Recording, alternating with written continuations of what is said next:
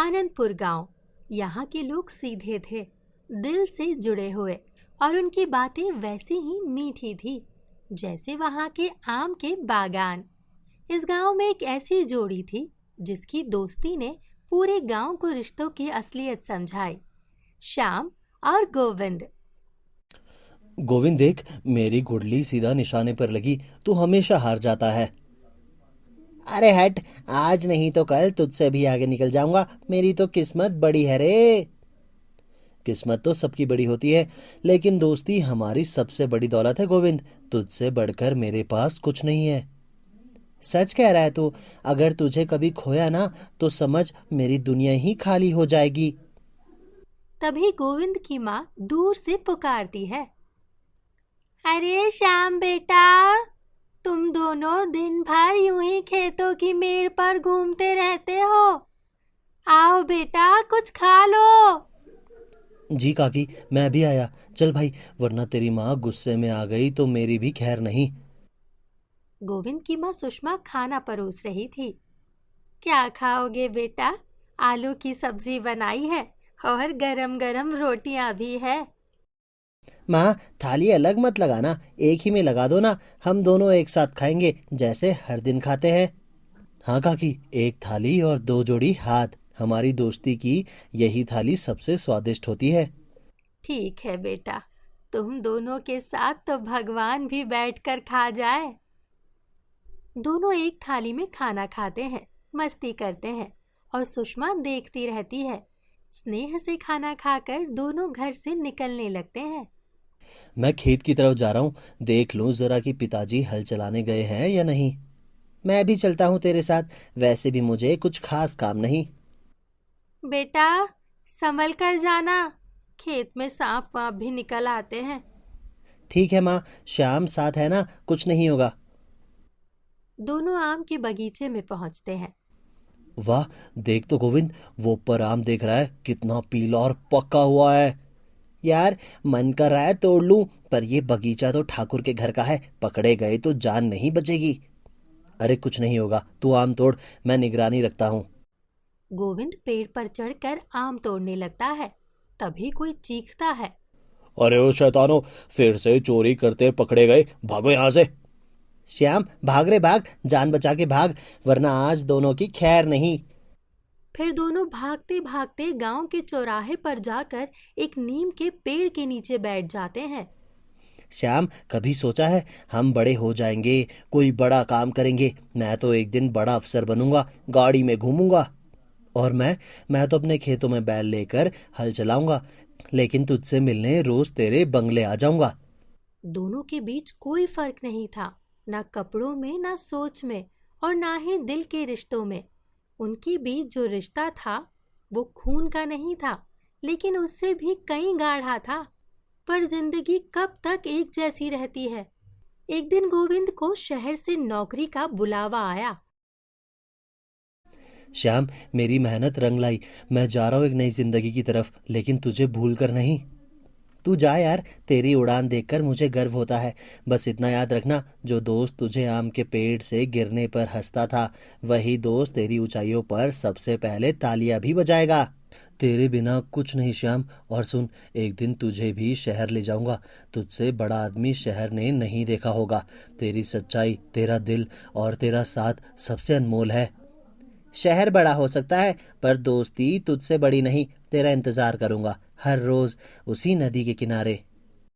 गोविंद चला गया। फिर चिट्ठियां आई, कभी कभी पैसों का लिफाफा भी। लेकिन वक्त के साथ वो चिट्ठियां कम हो गई और एक दिन पूरी तरह बंद हो गई। शहर की रफ्तार में वो शायद पीछे छूट गया, जो कभी उसकी रगों में बहता था। उधर शाम गांव में ही रहा, वही मिट्टी, वही संघर्ष। उसके हिस्से थे खेत की 2 बीघा जमीन, बूढ़े माँ बाप की सेवा, और पत्नी राधा का साथ। बरसात के बिगड़ते मिजाज और फसलों की गिरती कीमतों ने उसकी कमर तोड़ दी। तीसरा साल हो गया शाम, एक बूंद पानी नहीं बरसा ऊपर से। कितनी बार आसमान की तरफ देखा, पर जैसे भगवान ने भी मुंह फेर लिया हो। ये मिट्टी हमारी माँ है, पर अब ये भी हमसे रूठ गई है। हर बीज सूख कर रोता है और हम उसे बस देखते रह जाते हैं। बच्चों के पेट में आग जल रही है। माँ बाप को दवाई की जरूरत है। घर में अनाज का एक दाना नहीं बचा और तुम हो कि बस जमीन से उम्मीद लगाए बैठे हो। तुम्हारा दोस्त गोविंद अब बड़ा आदमी है, अफसर बन गया है शहर में। एक बार जाओ ना उसके पास, शायद वो मदद कर दे। कम से कम बच्चों को 2 वक्त की रोटी तो मिलेगी। मुझे मालूम है गोविंद मदद करेगा, पर मैं दोस्ती को कभी सौदे में नहीं बदल सकता। उससे मांगूंगा तो ये दिल कहेगा वो दोस्त नहीं दाता बन गया, और मैं भिखारी। तो क्या अब हम सब भूख से मरे? इज्जत बहुत की तुम्हारी दोस्ती की, पर भूख अब रिश्ते नहीं समझती श्याम। भूख सिर्फ रोटी मांगती है। दिन बीतते गए, घर की स्थिति और खराब होती गई। एक दिन चारपाई पर श्याम सिर पकड़कर बैठा था। घर में सन्नाटा है, मगर उस सन्नाटे में दर्द चीख रहा होता है। श्याम अपनी माँ की ओर देखता है, जो चुपचाप लेटी थी। पास जाकर बैठता है। माँ, वो दवाई तो ख़त्म हो गई थी ना? बाबूजी की खांसी फिर से बढ़ गई है। आज तो बहुत ज़्यादा थक गए हैं लगता है। दवाई तो 2 दिन पहले ही खत्म हो गई बेटा, पर अब कहाँ से लाए? राधा ने कुछ काढ़ा बना दिया था, वही पिया है। श्याम चुप हो जाता है, जैसे अपनी असहायता को निगल रहा हो। तभी राधा की खांसी की आवाज आती है। वो चौंक कर उसकी ओर भागता है। राधा, ये क्या? तुम्हारा शरीर तो भट्टी की तरह तप रहा है। तुमने मुझे पहले क्यों नहीं बताया कि तुम्हें बुखार है? बताकर भी क्या कर लेती श्याम? माँ बाबूजी की तबीयत देख रहे हो, उनका कुछ नहीं हो पा रहा तो मेरे इस बुखार का क्या ही कर लोगे तुम? अब तो शरीर भी जवाब देने लगा है। अब तुम चिंता मत करो, सोने दो मुझे थोड़ी देर। श्याम कुछ नहीं कहता। राधा आंखें बंद कर लेती है। श्याम अकेला बैठा था। राधा सो रही थी। माँ बाप भी सो चुके थे। श्याम की आंखों में दूर दूर तक नींद नहीं थी। क्या करूँ अब मैं? कुछ भी नहीं बचा, ना पैसा ना रास्ता। और अब तो राधा भी बीमार पड़ गई। अगर मैंने कुछ नहीं किया तो मेरे बीवी बच्चे सब। वो अपना सिर दीवार से टिका देता है, आंखें बंद करके सोचने लगता है। अचानक वो एक फैसला लेता है। अब और नहीं, अब मैं झुकूंगा। गोविंद, तुझसे मदद लेनी ही पड़ेगी। रिश्ते को अगर बचाना है तो पहले अपनों की जान बचानी होगी। फिर अगली सुबह होते ही श्याम बिना कुछ कहे उठता है। एक पुरानी थैली में 2 जोड़ी कपड़े डालता है और गोविंद की एक चिट्ठी जिस पर उसका पता लिखा होता है, उसे लेकर चुपचाप घर से निकल पड़ता है। आखिरकार एक बड़े मकान के सामने पहुंचता है। दरवाजे पर नाम की प्लेट चमक रही होती है, गोविंद कंस्ट्रक्शन कंपनी। श्याम कांपते हाथों से दरवाजा खटखटाता है। कुछ ही देर में दरवाजा खुलता है। गोविंद खुद सामने खड़ा है।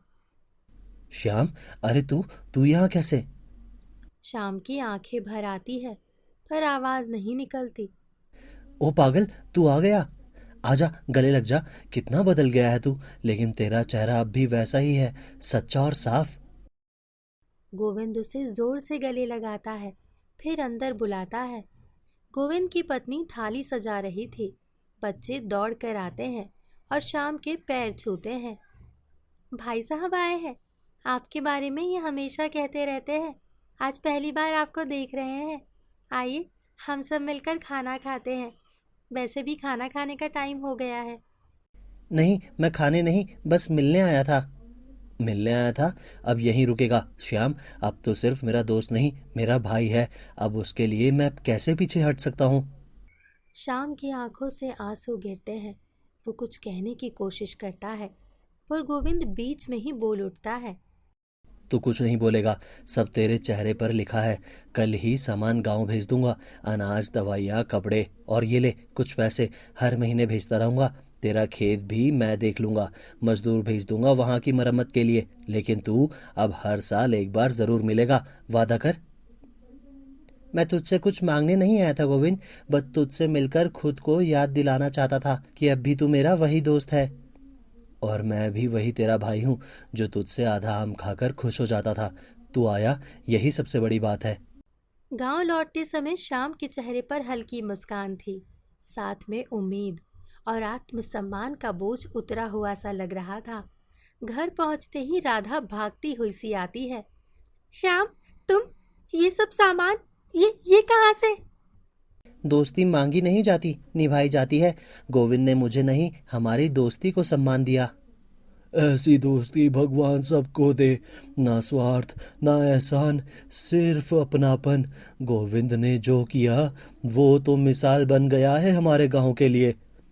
आजकल तो लोग अपने सगे भाई को भी पहचानने से कतराते हैं, और वो शहर का बाशिंदा इतने साल बाद आया दोस्त, बिना कुछ पूछे बिना हिसाब किताब किए सब कुछ लुटा दिया।